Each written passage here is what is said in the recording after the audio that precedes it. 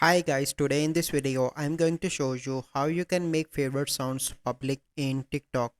So the first step you simply need to do is to open Play Store and you need to search for the TikTok application and you need to update TikTok. As you can see, my TikTok is up to date. Then you simply need to click open. Once you open TikTok, you simply need to click on profile in the right bottom. Then you need to click on three bars on the top right. From here you need to click on settings and privacy. Then you need to click on privacy. So once you are here, scroll down and in the bottom you can see favorite sounds. Click on that and you need to click here, and here you can see that now your favorite sounds are public.